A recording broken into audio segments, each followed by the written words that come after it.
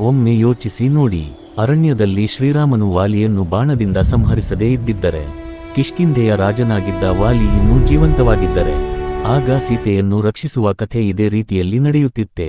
ಹನುಮಂತನು ಲಂಕೆಗೆ ಹೋಗುತ್ತಿದ್ದನೆ, ರಾವಣನ ಅಂತ್ಯ ಅದೇ ರೀತಿಯಲ್ಲಿ ಆಗುತ್ತಿತ್ತೆ, ಅಥವಾ ಸಂಪೂರ್ಣ ರಾಮಾಯಣವೇ ಬೇರೆ ದಿಕ್ಕಿನಲ್ಲಿ ಸಾಗುತ್ತಿತ್ತೆ? ಈ ಪ್ರಶ್ನೆಗಳು ಶತಮಾನಗಳಿಂದ ಅನೇಕರ ಮನಸ್ಸಿನಲ್ಲಿ ಮೂಡಿವೆ. ಇಂದು ನಾವು ರಾಮಾಯಣದ ಮೂಲ ಘಟನೆಗಳನ್ನು ಆಧರಿಸಿ ವಾಲಿ ಬದುಕಿದ್ದರೆ ಏನಾಗುತ್ತಿತ್ತು ಎಂಬ ಒಂದು ಕಲ್ಪನಾ ವಿಶ್ಲೇಷಣೆಯನ್ನು ಮಾಡೋಣ. ವಾಲಿ ಸಾಮಾನ್ಯ ವಾನರನಲ್ಲ. ದೇವೇಂದ್ರನ ಪುತ್ರನೆಂದು ಪ್ರಸಿದ್ಧನಾದ ವಾಲಿಗೆ ಅಪಾರ ಶಕ್ತಿಯಿತ್ತು. ಅವನಿಗೆ ಒಂದು ವಿಶೇಷ ವರವಿತ್ತು. ಯಾರೇ ಅವನ ಎದುರು ಯುದ್ಧಕ್ಕೆ ಬಂದರೂ ಅವರ ಶಕ್ತಿಯ ಅರ್ಧ ಭಾಗ ವಾಲಿಗೆ ಸೇರುತ್ತಿತ್ತು. ಅಂದರೆ ಎದುರಾಳಿಯೇ ತನ್ನ ಬಲವನ್ನು ಕಳೆದುಕೊಂಡು ದುರ್ಬಲನಾಗುತ್ತಿದ್ದ. ಇದೇ ಕಾರಣಕ್ಕೆ ರಾಕ್ಷಸರು, ಅಸುರರು, ಅನೇಕ ರಾಜರು ಅವನನ್ನು ಸೋಲಿಸಲು ಸಾಧ್ಯವಾಗಲಿಲ್ಲ. ರಾವಣನ ಕಥೆಯಲ್ಲಿಯೂ ಒಂದು ಪ್ರಸಿದ್ಧ ಪ್ರಸಂಗವಿದೆ. ತನ್ನ ಪರಾಕ್ರಮದ ಹೆಮ್ಮೆಯಿಂದ ಲೋಕವನ್ನೇ ಗೆಲ್ಲಲು ಹೊರಟ ರಾವಣನು ಕಿಷ್ಕಿಂಧೆಗೆ ಬಂದು ವಾಲಿಗೆ ಸವಾಲು ಹಾಕಿದನೆಂದು ಕೆಲವು ರಾಮಾಯಣ ಪರಂಪರೆಗಳಲ್ಲಿ ಹೇಳಲಾಗುತ್ತದೆ. ಆದರೆ ವಾಲಿಯಾಗ ಸಂಧ್ಯಾವಂದನೆ ಮಾಡುತ್ತಿದ್ದ. ರಾವಣನು ಹಿಂಬದಿಯಿಂದ ದಾಳಿ ಮಾಡಲು ಯತ್ನಿಸಿದಾಗ ವಾಲಿಯು ಅವನನ್ನು ಸುಲಭವಾಗಿ ಹಿಡಿದು ತನ್ನ ಬಾಲದಲ್ಲಿ ಸುತ್ತಿ 4 ಸಮುದ್ರಗಳ ಸುತ್ತಲೂ ಕರೆದುಕೊಂಡು ಹೋದನೆಂಬ ಪ್ರಸಂಗ ಪ್ರಸಿದ್ಧವಾಗಿದೆ. ಕೊನೆಯಲ್ಲಿ ರಾವಣನೇ ವಾಲಿಯ ಶೌರ್ಯವನ್ನು ಒಪ್ಪಿಕೊಂಡು ಸ್ನೇಹ ಬೆಳೆಸಿದನೆಂದು ಕೆಲವು ಆವೃತ್ತಿಗಳು ವಿವರಿಸುತ್ತವೆ. ಇದರಿಂದ ವಾಲಿಯ ಶಕ್ತಿ ಎಷ್ಟಿತ್ತು ಎಂಬುದನ್ನು ಊಹಿಸಬಹುದು. ಈಗ ಒಂದು ಕ್ಷಣ ಕಲ್ಪನೆ ಮಾಡಿ, ಇದೇ ವಾಲಿ ಶ್ರೀರಾಮನ ಬಾಣಕ್ಕೆ ಬಲಿಯಾಗದೆ ಬದುಕಿದ್ದರೆ, ಮೊದಲನೆಯದಾಗಿ ಕಿಷ್ಕಿಂಧೆಯ ರಾಜಕೀಯವೇ ಬದಲಾಗುತ್ತಿತ್ತು. ಸುಗ್ರೀವನು ಮತ್ತೆ ರಾಜ್ಯವನ್ನು ಪಡೆಯಲು ಸಾಧ್ಯವಾಗುತ್ತಿರಲಿಲ್ಲ. ಶ್ರೀರಾಮ ಮತ್ತು ಸುಗ್ರೀವರ ನಡುವೆ ನಡೆದ ಸ್ನೇಹವು ಬಹುಶಃ ಆಗುತ್ತಿರಲಿಲ್ಲ, ಏಕೆಂದರೆ ಆ ಸ್ನೇಹದ ಆಧಾರವೇ ವಾಲಿಯ ಸಂಹಾರ. ಇದರಿಂದ ಒಂದು ದೊಡ್ಡ ಪ್ರಶ್ನೆ ಹುಟ್ಟುತ್ತದೆ. ಶ್ರೀರಾಮನಿಗೆ ಸೀತೆಯ ಹುಡುಕಾಟದಲ್ಲಿ ಸಹಾಯ ಮಾಡುವವರು ಯಾರು? ಸುಗ್ರೀವನ ಅಥವಾ ವಾಲಿಯೇ? ವಾಲಿ ಶ್ರೀರಾಮನ ಶಕ್ತಿಯನ್ನು ಅರಿತಿದ್ದರೆ, ಧರ್ಮದ ಕಡೆಗೆ ನಿಂತಿದ್ದರೆ, ಆತನೇ ತನ್ನ ಕೋಟ್ಯಾಂತರ ವಾನರ ಸೇನೆಯನ್ನು ಒಗ್ಗೂಡಿಸಿ ಸೀತೆಯ ಹುಡುಕಾಟ ಆರಂಭಿಸುತ್ತಿದ್ದನು. ಏಕೆಂದರೆ ವಾಲಿಗೆ ಕೇವಲ ದೈಹಿಕ ಶಕ್ತಿ ಮಾತ್ರ ಇರಲಿಲ್ಲ, ಯುದ್ಧತಂತ್ರ, ನಾಯಕತ್ವ ಮತ್ತು ಶತ್ರುವಿನ ಮನಸ್ಥಿತಿಯನ್ನು ಅರ್ಥಮಾಡಿಕೊಳ್ಳುವ ಸಾಮರ್ಥ್ಯವೂ ಇತ್ತು. ಇನ್ನೊಂದು ಕುತೂಹಲಕಾರಿ ವಿಚಾರವೇನೆಂದರೆ, ವಾಲಿ ಸ್ವತಃ ಲಂಕೆಗೆ ಹೋಗಿದ್ದರೆ ಏನಾಗುತ್ತಿತ್ತು? ಅವನ ಎದುರು ರಾವಣ ನಿಂತಿದ್ದರೆ, ವರದಾನದ ಪರಿಣಾಮವಾಗಿ ರಾವಣನ ಶಕ್ತಿಯ ಅರ್ಧ ಭಾಗ ವಾಲಿಗೆ ಸೇರುತ್ತಿತ್ತು ಎಂಬ ನಂಬಿಕೆಯ ಆಧಾರದಲ್ಲಿ ಯೋಚಿಸಿದರೆ, ರಾವಣನು ತುಂಬಾ ದುರ್ಬಲನಾಗುತ್ತಿದ್ದ. ಆಗ ಯುದ್ಧವೇ ಆರಂಭವಾಗುವ ಮುನ್ನ ರಾವಣನನ್ನು ಬಂಧಿಸಿ ಸೀತೆಯನ್ನು ಹಿಂದಕ್ಕೆ ಕರೆತರುವ ಸಾಧ್ಯತೆಯೂ ಇತ್ತು. ಆದರೆ ಇಲ್ಲಿ ಮತ್ತೊಂದು ಗಂಭೀರ ಪ್ರಶ್ನೆ ಬರುತ್ತದೆ. ಶ್ರೀರಾಮನು ಅವತಾರ ಪಡೆದ ಮುಖ್ಯ ಉದ್ದೇಶವೇ ರಾವಣನ ಸಂಹಾರ. ವಿಷ್ಣುವಿನ ಅವತಾರವಾದ ರಾಮನು ಅಧರ್ಮವನ್ನು ನಾಶ ಮಾಡಿ ಧರ್ಮವನ್ನು ಸ್ಥಾಪಿಸಲು ಬಂದಿದ್ದನು. ಹಾಗಿದ್ದಾಗ ವಾಲಿಯೇ ರಾವಣನನ್ನು ಸೋಲಿಸಿದ್ದರೆ ಅವತಾರದ ಉದ್ದೇಶ ಹೇಗೆ ನೆರವೇರುತ್ತಿತ್ತು? ಬಹುಶಃ ಇದೇ ಕಾರಣದಿಂದ ರಾಮಾಯಣದ ಘಟನೆಗಳು ನಡೆದ ರೀತಿಯಲ್ಲೇ ನಡೆದಿರಬಹುದು. ವಾಲಿಯ ಮರಣ, ಸುಗ್ರೀವನ ಸ್ನೇಹ, ಹನುಮಂತನ ಭಕ್ತಿ, ಸೇತುವೆ ನಿರ್ಮಾಣ, ಲಂಕಾ ಯುದ್ಧ ಇವೆಲ್ಲವೂ ಒಂದಕ್ಕೊಂದು ಜೋಡಿಸಿಕೊಂಡಿರುವ ದೈವಿಕ ಯೋಜನೆಯ ಭಾಗವಾಗಿರಬಹುದು. ಆದರೂ ಒಂದು ಕಲ್ಪನೆ ಮಾಡೋಣ. ವಾಲಿ ಬದುಕಿದ್ದರೂ ಶ್ರೀರಾಮನ ಪರವಾಗಿ ನಿಂತಿದ್ದರೆ, ಆಗ ರಾಮನಿಗೆ ಇನ್ನೊಬ್ಬ ಮಹಾಪರಾಕ್ರಮಿ ಯೋಧ ಸಿಕ್ಕಂತಾಗುತ್ತಿತ್ತು. ಹನುಮಂತ, ಅಂಗದ, ಜಾಂಬವಂತ, ನೀಲ, ನಳ ಇವರ ಜೊತೆಗೆ ವಾಲಿಯು ಸೇನೆಯ ಮುಂಚೂಣಿಯಲ್ಲಿ ನಿಂತಿದ್ದರೆ ಲಂಕೆಯ ಯುದ್ಧ ಬಹುಶಃ ಕೆಲವೇ ದಿನಗಳಲ್ಲಿ ಮುಗಿಯಬಹುದಿತ್ತು. ಆದರೆ ವಾಲಿಯ ಸ್ವಭಾವವನ್ನು ಮರೆಯಬಾರದು. ಅವನು ಅತ್ಯಂತ ಶೂರನಾಗಿದ್ದರೂ ಕೆಲವೊಮ್ಮೆ ಅಹಂಕಾರವು ಅವನನ್ನು ಆವರಿಸಿತ್ತು. ಸುಗ್ರೀವನೊಂದಿಗೆ ನಡೆದ ವರ್ತನೆ ಅದಕ್ಕೆ ಉದಾಹರಣೆ. ಆದ್ದರಿಂದ ಶ್ರೀರಾಮನ ಆದೇಶವನ್ನು ಯಾವಾಗಲೂ ಸಂಪೂರ್ಣವಾಗಿ ಪಾಲಿಸುತ್ತಿದ್ದನೋ ಇಲ್ಲವೋ ಎಂಬ ಪ್ರಶ್ನೆಯೂ ಮೂಡುತ್ತದೆ. ಯುದ್ಧದಲ್ಲಿ ಅಪಾರ ಶಕ್ತಿ ಇದ್ದರೂ ಧರ್ಮಕ್ಕೆ ಸಂಪೂರ್ಣ ಶರಣಾಗುವುದು ಬೇರೆ ವಿಷಯ. ಹೀಗಾಗಿ ವಾಲಿ ಬದುಕಿದ್ದರೆ ರಾಮಾಯಣವೇ ಬದಲಾಗುತ್ತಿತ್ತೆ ಎಂಬ ಪ್ರಶ್ನೆಗೆ ಸರಳ ಉತ್ತರ ಇಲ್ಲ. ಕೆಲವು ಘಟನೆಗಳು ವೇಗವಾಗಿ ನಡೆದಿರಬಹುದಾದರೂ ಶ್ರೀರಾಮನ ಅವತಾರದ ಅಂತಿಮ ಗುರಿ, ಧರ್ಮದ ವಿಜಯ ಮತ್ತು ರಾವಣನ ಅಂತ್ಯ ಅಂತಿಮವಾಗಿ ನೆರವೇರುತ್ತಿತ್ತೆ ಎಂಬುದು ಈ ಕಲ್ಪನಾ ವಿಶ್ಲೇಷಣೆಯ ಅತ್ಯಂತ ಕುತೂಹಲಕರ ಅಂಶವಾಗಿದೆ. ಈಗೋ ಒಂದು ಕ್ಷಣ ನಿಮ್ಮ ಮನಸ್ಸಿನಲ್ಲಿ ಒಂದು ಅದ್ಭುತ ದೃಶ್ಯವನ್ನು ಮೂಡಿಸಿಕೊಳ್ಳಿ. ಸಮುದ್ರದ ಆಚೆ ಬಂಗಾರದ ಲಂಕೆ, ಎತ್ತರದ ಕೋಟೆಗಳು, ಲಕ್ಷಾಂತರ ರಾಕ್ಷಸ ಸೇನೆ. ಒಂದು ಕಡೆ 10 ತಲೆಗಳ ಮಹಾಬಲಶಾಲಿ ರಾವಣ, ಇನ್ನೊಂದು ಕಡೆ ಶ್ರೀರಾಮನ ಸೇನೆ. ಆದರೆ ಈ ಬಾರಿ ಆ ಸೇನೆಯಲ್ಲಿ ಹನುಮಂತನ ಜೊತೆಗೆ ವಾಲಿಯೂ ಇದ್ದಾನೆ. ಇಂತಹ ಯುದ್ಧ ನಡೆದಿದ್ದರೆ ಲಂಕೆಯ ಇತಿಹಾಸವೇ ಬದಲಾಗುತ್ತಿತ್ತೆ. ವಾಲಿಯ ಶಕ್ತಿಯನ್ನು ಅರ್ಥಮಾಡಿಕೊಳ್ಳಲು ಅವನ ಹಿಂದಿನ ಯುದ್ಧಗಳನ್ನು ನೆನಪಿಸಿಕೊಳ್ಳಬೇಕು. ಅವನು ಕೇವಲ ಬಲದಿಂದಲೇ ಗೆಲ್ಲುತ್ತಿರಲಿಲ್ಲ, ಎದುರಾಳಿಯ ಪ್ರತಿಯೊಂದು ಚಲನೆಯನ್ನು ಗಮನಿಸಿ ಸರಿಯಾದ ಸಮಯದಲ್ಲಿ ಪ್ರಹಾರ ಮಾಡುತ್ತಿದ್ದ. ಅವನಿಗೆ ಭಯ ಎಂಬುದೇ ಇರಲಿಲ್ಲ. ಯುದ್ಧ ಭೂಮಿಯಲ್ಲಿ ಅವನ ಗರ್ಜನೆ ಕೇಳಿದರೆ ಸಾಕು, ಅನೇಕ ಶತ್ರುಗಳ ಮನಸ್ಸಿನಲ್ಲಿ ಆತಂಕ ಮೂಡುತ್ತಿತ್ತು. ಹನುಮಂತ ಮತ್ತು ವಾಲಿ ಇಬ್ಬರು ಒಂದೇ ಸೇನೆಯಲ್ಲಿ ಇದ್ದರೆ ಅದು ಕೇವಲ ವಾನರ ಸೇನೆ ಅಲ್ಲ, ಅದು ಅಜೇಯ ಸೇನೆಯಾಗುತ್ತಿತ್ತು. ಹನುಮಂತನ ಭಕ್ತಿ, ಬುದ್ಧಿವಂತಿಕೆ ಮತ್ತು ಅಸಾಧಾರಣ ವೇಗ ಒಂದು ಕಡೆ, ವಾಲಿಯ ಪರಾಕ್ರಮ, ಯುದ್ಧತಂತ್ರ ಮತ್ತು ಅಪ್ರತಿಮ ಬಲ ಮತ್ತೊಂದು ಕಡೆ. ಇಂತಹ ಇಬ್ಬರು ಯೋಧರು ಒಂದಾಗಿ ಹೋರಾಡಿದ್ದರೆ ರಾವಣನ ಸೇನೆಗೆ ಮೊದಲ ದಿನವೇ ಭಾರಿ ಹೊಡೆತ ಬೀಳುತ್ತಿತ್ತು. ಲಂಕೆಗೆ ಹೋಗುವ ಮುನ್ನ ಸಮುದ್ರದ ಮೇಲೆ ಸೇತುವೆ ನಿರ್ಮಿಸಲಾಯಿತು. ನಳ ಮತ್ತು ನೀಲನ ನೇತೃತ್ವದಲ್ಲಿ ವಾನರರು ಬಂಡೆಗಳನ್ನು ಹೊತ್ತು ಸಮುದ್ರದಲ್ಲಿ ಹಾಕಿದರು. ಆದರೆ ವಾಲಿ ಬದುಕಿದ್ದರೆ ಅವನು ಮತ್ತೊಂದು ಯೋಚನೆಯನ್ನು ಮುಂದಿಟ್ಟಿರಬಹುದೇ. ತನ್ನ ಬಲಿಷ್ಠ ಯೋಧರನ್ನು ಬೇರೆ ಬೇರೆ ದಿಕ್ಕಿನಿಂದ ಲಂಕೆಗೆ ಕಳುಹಿಸಿ ರಾವಣನನ್ನು ಗೊಂದಲಕ್ಕೀಡು ಮಾಡುತ್ತಿದ್ದನು, ಅಥವಾ ಮೊದಲೇ ಲಂಕೆಯ ಕೋಟೆಗಳನ್ನು ಧ್ವಂಸ ಮಾಡಿ ರಾಕ್ಷಸರ ಮನೋಬಲವನ್ನು ಕುಗ್ಗಿಸುತ್ತಿದ್ದನು. ಇನ್ನೊಂದು ಕುತೂಹಲಕಾರಿ ಕಲ್ಪನೆ. ಅಂಗದನು ವಾಲಿಯ ಮಗ. ರಾಮಾಯಣದಲ್ಲಿ ಅಂಗದನು ರಾವಣನ ಸಭೆಗೆ ಹೋಗಿ ಶಾಂತಿ ಸಂದೇಶ ನೀಡುತ್ತಾನೆ. ಆದರೆ ವಾಲಿ ಬದುಕಿದ್ದರೆ ಆ ಸಭೆಗೆ ಸ್ವತಃ ವಾಲಿಯೇ ಹೋಗುತ್ತಿದ್ದನು. ಒಮ್ಮೆ ತನ್ನ ಶಕ್ತಿಯನ್ನು ಅನುಭವಿಸಿದ್ದ ರಾವಣ ವಾಲಿಯನ್ನು ಕಂಡ ಕ್ಷಣವೇ ಯುದ್ಧದ ಬಗ್ಗೆ ಮತ್ತೊಮ್ಮೆ ಯೋಚಿಸುತ್ತಿದ್ದನು. ಕೆಲವು ಪರಂಪರೆಗಳಲ್ಲಿ ರಾವಣ ಮತ್ತು ವಾಲಿ ಒಮ್ಮೆ ಸ್ನೇಹಿತರಾಗಿದ್ದರು ಎಂದು ಹೇಳಲಾಗುತ್ತದೆ. ಆ ಸ್ನೇಹವನ್ನು ನೆನಪಿಸಿಕೊಂಡು ವಾಲಿ ಸೀತೆಯನ್ನು ಗೌರವದಿಂದ ಹಿಂದಿರುಗಿಸು, ಇಲ್ಲವಾದರೆ ಈ ಬಾರಿ ನಿನ್ನನ್ನು ರಕ್ಷಿಸಲು ಯಾರೂ ಬರುವುದಿಲ್ಲ ಎಂದು ಎಚ್ಚರಿಸುತ್ತಿದ್ದನೆಂದು ಕಲ್ಪಿಸಬಹುದು. ಆದರೆ ರಾವಣನ ಅಹಂಕಾರವನ್ನು ನೋಡಿದರೆ ಅವನು ಅದನ್ನು ಒಪ್ಪಿಕೊಳ್ಳುವ ಸಾಧ್ಯತೆ ಬಹಳ ಕಡಿಮೆ. ಯುದ್ಧ ಆರಂಭವಾದ ನಂತರ ಮೊದಲ ದಿನವೇ ವಾಲಿ ರಾಕ್ಷಸ ಸೇನೆಯ ಪ್ರಮುಖ ಯೋಧರನ್ನು ಗುರಿಯಾಗಿಸುತ್ತಿದ್ದನು. ಪ್ರಹಸ್ತ, ಅತಿಕಾಯ, ದೇವಾಂತಕ, ನರಾಂತಕ, ತ್ರಿಶಿರ, ಮಹೋದರ ಮೊದಲಾದ ಸೇನಾಧಿಪತಿಗಳನ್ನು ಒಬ್ಬೊಬ್ಬರಾಗಿ ಸೋಲಿಸುತ್ತಿದ್ದನು. ಏಕೆಂದರೆ ವಾಲಿಯ ಎದುರು ನಿಂತವರ ಶಕ್ತಿಯೇ ಅವನಿಗೆ ಸೇರುತ್ತದೆ ಎಂಬ ವರದಾನದ ಆಧಾರದ ಮೇಲೆ ನೋಡಿದರೆ ಯುದ್ಧ ಮುಂದುವರಿದಂತೆ ಅವನು ಇನ್ನಷ್ಟು ಬಲಿಷ್ಠನಾಗುತ್ತಾನೆ ಎಂಬ ಕಲ್ಪನೆ ಮೂಡುತ್ತದೆ. ಆದರೆ ಈ ಕಥೆಯಲ್ಲಿ ಅತ್ಯಂತ ದೊಡ್ಡ ಪ್ರಶ್ನೆ ಇನ್ನೂ ಉಳಿದಿದೆ. ಇಂದ್ರಜಿತ್. ರಾವಣನ ಮಗ ಇಂದ್ರಜಿತ್ ಸಾಮಾನ್ಯ ಯೋಧನಲ್ಲ. ಅವನು ಮಾಯಾಯುದ್ಧದಲ್ಲಿ ಅಪಾರ ಪರಿಣತಿ ಹೊಂದಿದ್ದ. ಕಾಣದೆ ಬಾಣಗಳನ್ನು ಹಾರಿಸುವ ಶಕ್ತಿ ಅವನಿಗೆ ಇತ್ತು. ನಾಗಪಾಶ, ಬ್ರಹ್ಮಾಸ್ತ್ರದಂತಹ ದಿವ್ಯಾಸ್ತ್ರಗಳನ್ನು ಬಳಸುವ ಸಾಮರ್ಥ್ಯವೂ ಇತ್ತು. ವಾಲಿಯ ದೈಹಿಕ ಬಲ ಎಷ್ಟೇ ದೊಡ್ಡದಾಗಿದ್ದರೂ ಇಂತಹ ಮಾಯಾಯುದ್ಧವನ್ನು ಎದುರಿಸುವುದು ಸುಲಭವಾಗುತ್ತಿರಲಿಲ್ಲ. ಬಹುಶಃ ಇಲ್ಲಿ ಹನುಮಂತ ಮತ್ತು ವಾಲಿ ಇಬ್ಬರು ಸೇರಿ ಯುದ್ಧ ಮಾಡಬೇಕಾಗುತ್ತಿತ್ತು. ಹನುಮಂತನು ತನ್ನ ಬುದ್ಧಿವಂತಿಕೆಯಿಂದ ಇಂದ್ರಜಿತನ ತಂತ್ರವನ್ನು ಭೇದಿಸುತ್ತಿದ್ದರೆ ವಾಲಿ ನೇರ ಸಮರದಲ್ಲಿ ಅವನನ್ನು ಸವಾಲು ಹಾಕುತ್ತಿದ್ದನು. ಈ ಜೋಡಿ ರಾವಣನ ಸೇನೆಗೆ ಅತ್ಯಂತ ಭಯಾನಕವಾಗಿರುತ್ತಿತ್ತು. ಆದರೆ ರಾಮಾಯಣವು ಕೇವಲ ಯುದ್ಧದ ಕಥೆಯಲ್ಲ, ಅದು ಧರ್ಮದ ಕಥೆ. ಅಲ್ಲಿ ಪ್ರತಿಯೊಬ್ಬ ಪಾತ್ರವೂ ಒಂದು ಪಾಠವನ್ನು ಕಲಿಸುತ್ತದೆ. ಹನುಮಂತನು ಭಕ್ತಿಯ ಸಂಕೇತ, ಲಕ್ಷ್ಮಣನು ಸೇವೆಯ ಸಂಕೇತ, ಭರತನ ತ್ಯಾಗ, ಸೀತೆಯ ಸಹನೆ, ರಾಮನ ಧರ್ಮನಿಷ್ಠೆ ಇವೆಲ್ಲವೂ ಕಥೆಯ ಆತ್ಮ. ವಾಲಿ ಬದುಕಿದ್ದರೆ ಅವನು ತನ್ನ ಹಿಂದಿನ ತಪ್ಪುಗಳನ್ನು ಅರಿತು ಶ್ರೀರಾಮನ ಮಾರ್ಗದರ್ಶನದಲ್ಲಿ ಧರ್ಮದ ಯೋಧನಾಗಿ ಬದಲಾಗುತ್ತಿದ್ದನು. ಅಥವಾ ತನ್ನ ಅಹಂಕಾರವೇ ಮತ್ತೆ ಅವನನ್ನು ತಪ್ಪು ದಾರಿಯಲ್ಲಿ ನಡೆಸುತ್ತಿತ್ತು. ಇದೇ ಈ ಕಲ್ಪನಾ ವಿಶ್ಲೇಷಣೆಯ ಅತ್ಯಂತ ರೋಚಕ ಅಂಶ. ಇಷ್ಟೆಲ್ಲ ಸಂಭವಿಸುತ್ತಿದ್ದರೂ ಅಂತಿಮವಾಗಿ ಒಂದು ಸತ್ಯ ಮಾತ್ರ ಬದಲಾಗುವುದಿಲ್ಲ. ಅಧರ್ಮ ಎಷ್ಟೇ ಬಲವಾಗಿದ್ದರೂ ಧರ್ಮದ ಮುಂದೆ ಕೊನೆಗೆ ಸೋಲಲೇಬೇಕು. ವಾಲಿ ಬದುಕಿದ್ದರೂ ಇಲ್ಲದಿದ್ದರೂ ಶ್ರೀರಾಮನ ಧರ್ಮಯಾತ್ರೆಯ ಅಂತಿಮ ಗುರಿ ಲೋಕಕ್ಕೆ ಸತ್ಯ ಮತ್ತು ನ್ಯಾಯದ ವಿಜಯವನ್ನು ತೋರಿಸುವುದೇ. ಒಂದು ಕ್ಷಣ ಕಣ್ಣು ಮುಚ್ಚಿ ಕಲ್ಪನೆ ಮಾಡಿ. ಲಂಕೆಯ ಯುದ್ಧಭೂಮಿ. ಎಲ್ಲೆಡೆ ಧೂಳು, ಬೆಂಕಿ, ಗರ್ಜನೆ. ಒಂದು ಕಡೆ 10 ತಲೆಗಳೊಂದಿಗೆ ರಾವಣ, ಇನ್ನೊಂದು ಕಡೆ ಕಿಷ್ಕಿಂಧೆಯ ಸಿಂಹ ವಾನರ ರಾಜ ವಾಲಿ. ಸಾವಿರಾರು ರಾಕ್ಷಸರು ಉಸಿರೇ ಹಿಡಿದು ಈ ಮುಖಾಮುಖಿ ಯುದ್ಧವನ್ನು ನೋಡುತ್ತಿದ್ದಾರೆ. ಆ ಕ್ಷಣದಲ್ಲಿ ಯಾರು ಗೆಲ್ಲುತ್ತಿದ್ದರು? ರಾಮಾಯಣದಲ್ಲಿ ವಾಲಿಯ ಬಗ್ಗೆ ಒಂದು ಮಹತ್ವದ ಸಂಗತಿ ಹೇಳಲಾಗಿದೆ. ಎದುರು ಬಂದು ಯುದ್ಧ ಮಾಡುವ ಶತ್ರುವಿನ ಶಕ್ತಿಯ ಅರ್ಧಭಾಗ ವಾಲಿಗೆ ಸೇರುತ್ತಿತ್ತು ಎಂದು ಪರಂಪರೆಗಳಲ್ಲಿ ನಂಬಲಾಗಿದೆ. ಈ ಕಾರಣದಿಂದಲೇ ಯಾರೂ ಅವನನ್ನು ಸುಲಭವಾಗಿ ಸೋಲಿಸಲು ಸಾಧ್ಯವಾಗುತ್ತಿರಲಿಲ್ಲ. ಈಗ ಇದೇ ಶಕ್ತಿ ರಾವಣನ ವಿರುದ್ಧ ಬಳಸಲ್ಪಟ್ಟರೆ ರಾವಣನ ಬಲ, ಅವನ ವರಗಳು, ಅವನ ಯುದ್ಧ ಕೌಶಲ್ಯ ಇವೆಲ್ಲವೂ ವಾಲಿಯ ಎದುರು ನಿಧಾನವಾಗಿ ಕ್ಷೀಣಿಸುತ್ತಿದ್ದವೆಯೇ?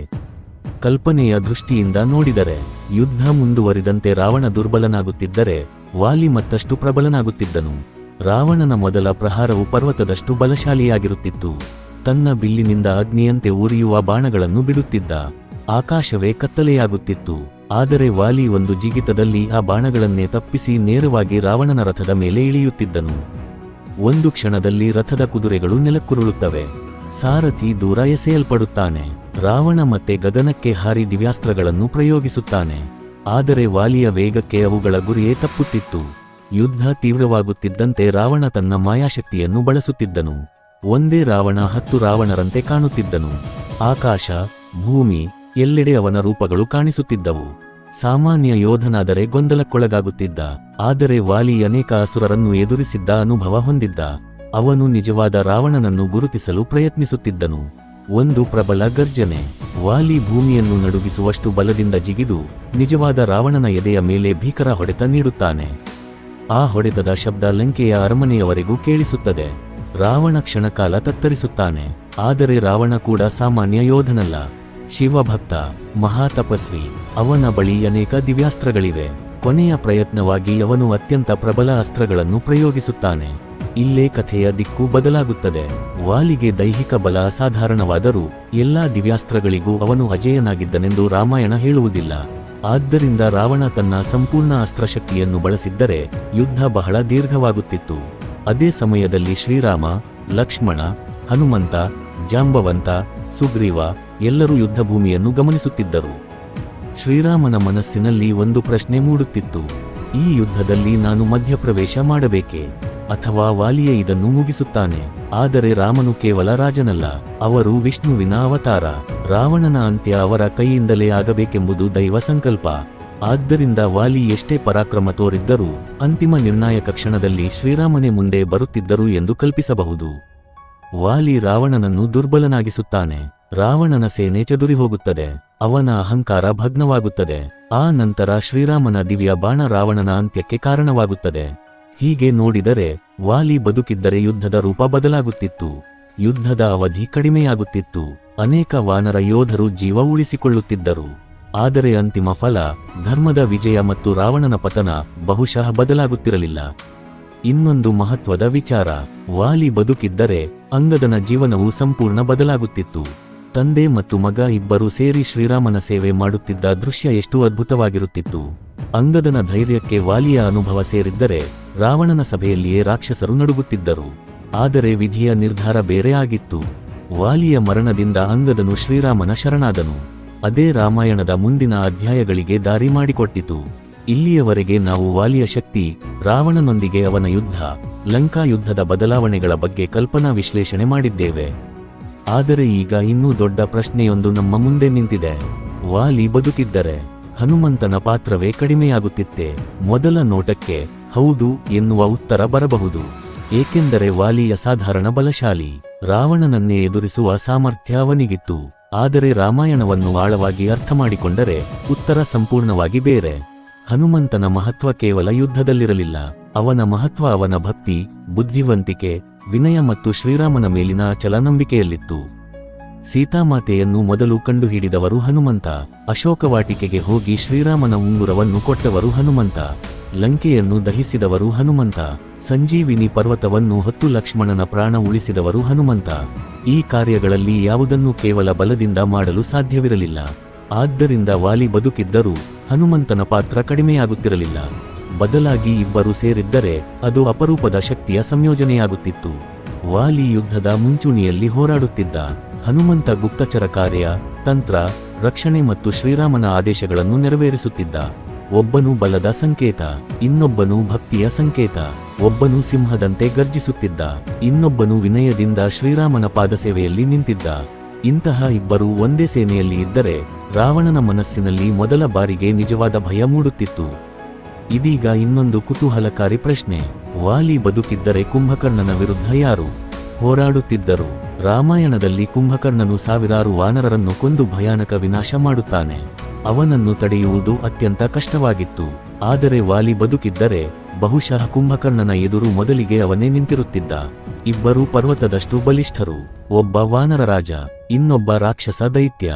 ಇವರ ಯುದ್ಧವೇ ಲಂಕೆಯ ಭೂಮಿಯನ್ನು ನಡುಗಿಸುವಂತಿರುತ್ತಿತ್ತು. ಕುಂಭಕರ್ಣನ ಪ್ರತಿಯೊಂದು ಹೊಡೆತಕ್ಕೂ ವಾಲಿ ಸಮಾನ ಉತ್ತರ ನೀಡುತ್ತಿದ್ದ. ಅವನ ವರದಾನದ ಕಾರಣದಿಂದ ಯುದ್ಧ ಮುಂದುವರಿದಂತೆ ವಾಲಿಯ ಶಕ್ತಿಯು ಹೆಚ್ಚಾಗುತ್ತಿತ್ತೆ ಎಂಬ ಕಲ್ಪನೆ ಮೂಡುತ್ತದೆ. ಬಹುಶಃ ಕುಂಭಕರ್ಣನನ್ನು ದುರ್ಬಲನಾಗಿಸಿದ ನಂತರ ಶ್ರೀರಾಮನು ಅಂತಿಮ ಬಾಣದಿಂದ ಅವನನ್ನು ಸಂಹರಿಸುತ್ತಿದ್ದರು. ಇದೇ ರೀತಿಯಲ್ಲಿ ಇಂದ್ರಜಿತನ ವಿರುದ್ಧವೂ ವಾಲಿ ಮತ್ತು ಹನುಮಂತ ಸೇರಿ ಯುದ್ಧ ಮಾಡುತ್ತಿದ್ದರೆ ರಾಕ್ಷಸರ ಮಾಯಾಯುದ್ಧವು ಹೆಚ್ಚು ಕಾಲ ಉಳಿಯುತ್ತಿರಲಿಲ್ಲ. ಆದರೆ ಈ ಕಥೆಯ ಅತ್ಯಂತ ಮುಖ್ಯವಾದ ಭಾಗ ಈಗ ಬರುತ್ತದೆ. ವಾಲಿ ಬದುಕಿದ್ದರೆ ಅವನ ಮನಸ್ಸು ಬದಲಾಗುತ್ತಿತ್ತೆ. ವಾಲಿಯ ಜೀವನದಲ್ಲಿ ದೊಡ್ಡ ದೋಷ ಅಹಂಕಾರ. ಅವನು ತನ್ನ ತಮ್ಮ ಸುಗ್ರೀವನ ಮೇಲೆ ಅನ್ಯಾಯ ಮಾಡಿದನು. ಅದೇ ಅವನ ಪತನಕ್ಕೆ ಕಾರಣವಾಯಿತು. ಆದರೆ ಶ್ರೀರಾಮನನ್ನು ಭೇಟಿಯಾದ ನಂತರ ತನ್ನ ತಪ್ಪನ್ನು ಅರಿತು ಸಂಪೂರ್ಣವಾಗಿ ಧರ್ಮದ ಮಾರ್ಗವನ್ನು ಅನುಸರಿಸಿದ್ದರೆ ಆಗ ವಾಲಿಯ ಹೆಸರು ಕೇವಲ ಮಹಾಯೋಧನಾಗಿ ಅಲ್ಲ, ಮಹಾಭಕ್ತನಾಗಿಯೂ ಇತಿಹಾಸದಲ್ಲಿ ಉಳಿಯುತ್ತಿತ್ತು. ಅಂಗದನಿಗೆ ತಂದೆಯ ಮಾರ್ಗದರ್ಶನ ಸಿಗುತ್ತಿತ್ತು. ಸುಗ್ರೀವ ಮತ್ತು ವಾಲಿ ಮತ್ತೆ ಒಂದಾಗುತ್ತಿದ್ದರು. ಕಿಷ್ಕಿಂಧೆಯಲ್ಲಿ ಮತ್ತೆ ಶಾಂತಿ ನೆಲೆಸುತ್ತಿತ್ತು. ಲಂಕೆಯ ಯುದ್ಧ ಇನ್ನಷ್ಟು ವೇಗವಾಗಿ ಮುಗಿಯುತ್ತಿತ್ತು. ಆದರೆ ಈ ಎಲ್ಲ ಕಲ್ಪನೆಗಳ ನಡುವೆಯೂ ಒಂದು ಸತ್ಯವನ್ನು ನಾವು ಮರೆಯಬಾರದು. ರಾಮಾಯಣವು ಕೇವಲ ಯಾರು ಬಲಶಾಲಿ ಎಂಬ ಕಥೆಯಲ್ಲ, ಧರ್ಮ ಯಾವಾಗಲೂ ಗೆಲ್ಲುತ್ತದೆ ಎಂಬ ಸಂದೇಶವನ್ನು ಸಾರುವ ಮಹಾಕಾವ್ಯ. ಅಲ್ಲಿ ಪ್ರತಿಯೊಂದು ಘಟನೆಗೆ ಒಂದು ಕಾರಣವಿದೆ, ಪ್ರತಿಯೊಬ್ಬ ಪಾತ್ರಕ್ಕೂ ಒಂದು ಉದ್ದೇಶವಿದೆ. ವಾಲಿಯ ಮರಣವು ಆ ದೈವಿಕ ಯೋಜನೆಯ ಒಂದು ಭಾಗವಾಗಿರಬಹುದು. ಆದ್ದರಿಂದಲೇ ಇಂದು ಸಾವಿರಾರು ವರ್ಷಗಳ ನಂತರವೂ ನಾವು ರಾಮಾಯಣವನ್ನು ಓದಿ ಅದರಿಂದ ಜೀವನದ ಪಾಠಗಳನ್ನು ಕಲಿಯುತ್ತಿದ್ದೇವೆ. ಇಷ್ಟು ಹೊತ್ತು ನಾವು ಒಂದು ಪ್ರಶ್ನೆಯ ಹಿಂದೆ ಪ್ರಯಾಣ ಮಾಡಿದ್ದೇವೆ. ವಾಲಿ ಬದುಕಿದ್ದರೆ ರಾಮಾಯಣವೇ ಬದಲಾಗುತ್ತಿತ್ತೆ. ಈಗ ಈ ಕಲ್ಪನಾ ಯಾತ್ರೆಯ ಕೊನೆಯ ಅಧ್ಯಾಯಕ್ಕೆ ಬಂದಿದ್ದೇವೆ. ಲಂಕೆಯ ಯುದ್ಧ ಮುಗಿದಿದೆ ಎಂದು ಕಲ್ಪಿಸಿಕೊಳ್ಳಿ. ರಾವಣನ ಅಹಂಕಾರ ನೆಲಕಚ್ಚಿದೆ. ಅಧರ್ಮದ ಸಾಮ್ರಾಜ್ಯ ಅಂತ್ಯ ಕಂಡಿದೆ. ಶ್ರೀರಾಮನ ವಿಜಯಘೋಷ ಇಡೀ ಲಂಕೆಯಲ್ಲಿ ಮೊಳಗುತ್ತಿದೆ. ಈ ಬಾರಿಯ ವಿಜಯೋತ್ಸವದಲ್ಲಿ ಹನುಮಂತ, ಸುಗ್ರೀವ, ಜಾಂಬವಂತ, ಅಂಗದ ಮಾತ್ರವಲ್ಲ, ವಾಲಿಯೂ ನಿಂತಿದ್ದಾನೆ. ಯುದ್ಧದಲ್ಲಿ ತನ್ನ ಪರಾಕ್ರಮ ತೋರಿದ ನಂತರ ವಾಲಿ ನಿಧಾನವಾಗಿ ಶ್ರೀರಾಮನ ಬಳಿಗೆ ಬರುತ್ತಾನೆ. ಅವನ ಮುಖದಲ್ಲಿ ಈಗ ಅಹಂಕಾರವಿಲ್ಲ, ಕಣ್ಣಲ್ಲಿ ವಿನಯ ಮಾತ್ರ. ಅವನು ಕೈಮುಗಿದು ಹೇಳುತ್ತಾನೆ, ಪ್ರಭು, ನನ್ನ ಜೀವನದಲ್ಲಿ ನಾನು ಅನೇಕ ಯುದ್ಧಗಳನ್ನು ಗೆದ್ದಿದ್ದೇನೆ. ಆದರೆ ಇಂದು ನಾನು ಗೆದ್ದ ದೊಡ್ಡ ಯುದ್ಧ ನನ್ನ ಅಹಂಕಾರದ ವಿರುದ್ಧದ್ದಾಗಿದೆ. ನಿಮ್ಮ ಸೇವೆ ಮಾಡುವ ಅವಕಾಶವೇ ನನ್ನ ಜೀವನದ ನಿಜವಾದ ವಿಜಯ. ಶ್ರೀರಾಮನು ಮಂದಹಾಸ ಬೀರುತ್ತಾರೆ. ಅವರು ವಾಲಿಯನ್ನು ಎಬ್ಬಿಸಿ ಹೇಳುತ್ತಾರೆ, ನಿಜವಾದ ಯೋಧನು ಶತ್ರುವನ್ನು ಗೆಲ್ಲುವವನು ಅಲ್ಲ, ತನ್ನ ಅಹಂಕಾರವನ್ನು ಗೆಲ್ಲುವವನು. ಈ ಒಂದು ವಾಕ್ಯವೇ ವಾಲಿಯ ಜೀವನವನ್ನು ಸಂಪೂರ್ಣವಾಗಿ ಬದಲಾಯಿಸುತ್ತಿತ್ತು. ಕಿಷ್ಕಿಂಧೆಯ ಭವಿಷ್ಯ. ಲಂಕಾ ಯುದ್ಧದ ನಂತರ ಎಲ್ಲರೂ ಅಯೋಧ್ಯೆಗೆ ಮರಳುತ್ತಾರೆ. ಆದರೆ ಈ ಬಾರಿ ಕಿಷ್ಕಿಂಧೆಯಲ್ಲಿ ಒಂದು ಹೊಸ ಅಧ್ಯಾಯ ಆರಂಭವಾಗುತ್ತದೆ. ವಾಲಿ ಮತ್ತು ಸುಗ್ರೀವ ಇಬ್ಬರು ಒಟ್ಟಾಗಿ ರಾಜ್ಯವನ್ನು ನಡೆಸುತ್ತಾರೆ. ಸಹೋದರರ ನಡುವಿನ ವೈಷಮ್ಯ ಕೊನೆಗೊಳ್ಳುತ್ತದೆ. ಅಂಗದನು ತನ್ನ ತಂದೆಯ ಮಾರ್ಗದರ್ಶನದಲ್ಲಿ ಒಬ್ಬ ಆದರ್ಶ ರಾಜಕುಮಾರನಾಗಿ ಬೆಳೆಯುತ್ತಾನೆ. ಹನುಮಂತ ಆಗಾಗ ಕಿಷ್ಕಿಂಧೆಗೆ ಬಂದು ಶ್ರೀರಾಮನ ಸಂದೇಶವನ್ನು ನೀಡುತ್ತಾನೆ. ವಾನರ ರಾಜ್ಯದಲ್ಲಿ ಶಾಂತಿ, ನ್ಯಾಯ ಮತ್ತು ಧರ್ಮ ನೆಲೆಸುತ್ತದೆ. ರಾವಣನ ಕೊನೆಯ ಕ್ಷಣ. ರಾವಣ ನೆಲದಲ್ಲಿ ಬಿದ್ದಿದ್ದಾನೆ. ಅವನ ಉಸಿರು ನಿಧಾನವಾಗಿ ಕ್ಷೀಣಿಸುತ್ತಿದೆ. ಅವನು ಶ್ರೀರಾಮನತ್ತ ನೋಡುತ್ತಾನೆ, ನಂತರ ವಾಲಿಯತ್ತಲೂ ನೋಡುತ್ತಾನೆ. ಒಮ್ಮೆ ತನ್ನನ್ನು ಸೋಲಿಸಿದ್ದ ವಾಲಿ ಇಂದು ಧರ್ಮದ ಪರವಾಗಿ ನಿಂತಿದ್ದಾನೆ. ಆ ಕ್ಷಣದಲ್ಲಿ ರಾವಣನಿಗೆ ಒಂದು ಸತ್ಯ ಅರ್ಥವಾಗುತ್ತದೆ, ಬಲದಿಂದ ರಾಜ್ಯವನ್ನು ಗೆಲ್ಲಬಹುದು, ಆದರೆ ಧರ್ಮವಿಲ್ಲದೆ ಆ ರಾಜ್ಯವನ್ನು ಉಳಿಸಿಕೊಳ್ಳಲು ಸಾಧ್ಯವಿಲ್ಲ. ಇದೇ ಅವನ ಜೀವನದ ಕೊನೆಯ ಪಾಠವಾಗಿರುತ್ತಿತ್ತು, ರಾಮಾಯಣದ ನಿಜವಾದ ಸಂದೇಶ. ಆದರೆ ಸ್ನೇಹಿತರೆ, ಇಲ್ಲಿ ಒಂದು ವಿಷಯವನ್ನು ನಾವು ಮರೆಯಬಾರದು. ಇದು ಒಂದು ಕಲ್ಪನಾ ವಿಶ್ಲೇಷಣೆ. ನಿಜವಾದ ರಾಮಾಯಣದಲ್ಲಿ ನಡೆದ ಘಟನೆಗಳು ಬೇರೆ. ಅಲ್ಲಿ ಶ್ರೀರಾಮನು ವಾಲಿಯನ್ನು ಸಂಹರಿಸುತ್ತಾರೆ. ಅದರ ನಂತರವೇ ಸುಗ್ರೀವನ ಸ್ನೇಹ, ಹನುಮಂತನ ಸೇವೆ, ಸೀತೆಯ ಹುಡುಕಾಟ, ಲಂಕಾ ಯುದ್ಧ ಎಲ್ಲವೂ ಕ್ರಮವಾಗಿ ನಡೆಯುತ್ತದೆ. ಇದು ಕೇವಲ ಒಂದು ಪ್ರಶ್ನೆಯ ಉತ್ತರವನ್ನು ಹುಡುಕುವ ಪ್ರಯತ್ನ. ವಾಲಿ ಬದುಕಿದ್ದರೆ ಏನಾಗುತ್ತಿತ್ತು? ಆದರೆ ಈ ಪ್ರಶ್ನೆಗೆ ಉತ್ತರ ಹುಡುಕುವಾಗ ನಮಗೆ ಇನ್ನೊಂದು ದೊಡ್ಡ ಸತ್ಯ ತಿಳಿಯುತ್ತದೆ. ರಾಮಾಯಣದಲ್ಲಿ ಯಾವುದೂ ಆಕಸ್ಮಿಕವಾಗಿ ನಡೆದಿಲ್ಲ. ಪ್ರತಿಯೊಂದು ಘಟನೆಗೆ ಒಂದು ಕಾರಣವಿದೆ. ಪ್ರತಿಯೊಂದು ಪಾತ್ರಕ್ಕೂ ಒಂದು ದೈವಿಕ ಉದ್ದೇಶವಿದೆ. ವಾಲಿಯ ಮರಣವು ಆ ಉದ್ದೇಶದ ಭಾಗವೇ. ಏಕೆಂದರೆ ಅವನ ಮರಣದಿಂದಲೇ ಸುಗ್ರೀವನಿಗೆ ರಾಜ್ಯ ಸಿಕ್ಕಿತು. ಸುಗ್ರೀವನಿಂದಲೇ ಹನುಮಂತನು ಶ್ರೀರಾಮನ ಸೇವೆಗೆ ಬಂದನು. ಹನುಮಂತನಿಂದಲೇ ಸೀತೆಯ ಪತ್ತೆಯಾಯಿತು. ಸೀತೆಯ ಪತ್ತೆಯಿಂದಲೇ ಲಂಕಾ ಯುದ್ಧ ನಡೆಯಿತು. ಲಂಕಾ ಯುದ್ಧದಿಂದಲೇ ಅಧರ್ಮದ ಅಂತ್ಯವಾಯಿತು. ಹೀಗಾಗಿ ಒಂದು ಘಟನೆಯನ್ನು ತೆಗೆದುಹಾಕಿದರೆ ಇಡೀ ಕಥೆಯ ರೂಪವೇ ಬದಲಾಗಬಹುದು. ಜೀವನದಲ್ಲೂ ಇದೇ ಸತ್ಯ. ಕೆಲವೊಮ್ಮೆ ನಮಗೆ ಸಂಭವಿಸುವ ಕಷ್ಟಗಳು ಅನ್ಯಾಯವೆಂದು ಅನಿಸುತ್ತದೆ. ನಾವು ಕೇಳುತ್ತೇವೆ, ಏಕೆ ನನ್ನ ಜೀವನದಲ್ಲೇ ಹೀಗೆ ಆಯಿತು? ಆದರೆ ವರ್ಷಗಳ ನಂತರ ಹಿಂದಿರುಗಿ ನೋಡಿದಾಗ ಅರ್ಥವಾಗುತ್ತದೆ, ಆ ಒಂದು ಘಟನೆ ಇರದಿದ್ದರೆ ಇಂದು ನಾವು ಇರುವ ಸ್ಥಳಕ್ಕೆ ತಲುಪುತ್ತಿರಲಿಲ್ಲ. ರಾಮಾಯಣವು ಅದನ್ನೇ ಕಲಿಸುತ್ತದೆ. ಪ್ರತಿಯೊಂದು ಘಟನೆಗೆ ಸಮಯವಿದೆ. ಪ್ರತಿಯೊಂದು ಪರೀಕ್ಷೆಗೆ ಒಂದು ಉದ್ದೇಶವಿದೆ. ಪ್ರತಿಯೊಂದು ನೋವಿನ ಹಿಂದೆ ಒಂದು ದೊಡ್ಡ ಪಾಠ ಅಡಗಿದೆ. ಹಾಗಾದರೆ ನಿಮ್ಮ ಅಭಿಪ್ರಾಯ ಏನು? ವಾಲಿ ಬದುಕಿದ್ದರೆ ರಾವಣನನ್ನು ಅವನೇ ಸೋಲಿಸುತ್ತಿದ್ದನ, ಅಥವಾ ಶ್ರೀರಾಮನ ದೈವಿಕ ಯೋಜನೆಯೇ ಕೊನೆಗೆ ನಡೆಯುತ್ತಿತ್ತ? ಹನುಮಂತನ ಪಾತ್ರ ಬದಲಾಗುತ್ತಿತ್ತ, ಅಥವಾ ರಾಮಾಯಣದ ಅಂತಿಮ ಸಂದೇಶ ಎಂದಿನಂತೆ ಧರ್ಮದ ವಿಜಯವೇ ಆಗುತ್ತಿತ್ತ? ನಿಮ್ಮ ಅಭಿಪ್ರಾಯವನ್ನು ಕಾಮೆಂಟ್ನಲ್ಲಿ ಹಂಚಿಕೊಳ್ಳಿ. ಈ ರೀತಿಯ ರಾಮಾಯಣ, ಮಹಾಭಾರತ ಮತ್ತು ಪುರಾಣಗಳ ಕುತೂಹಲಕಾರಿ ವಿಶ್ಲೇಷಣೆಗಳನ್ನು ನೋಡಲು ನಮ್ಮ ಚಾನೆಲ್ ಅನ್ನು ಸಬ್ಸ್ಕ್ರೈಬ್ ಮಾಡಿ. ಜೈ ಶ್ರೀರಾಮ. ತ್ರಿಕೋನ ಧ್ವಜ.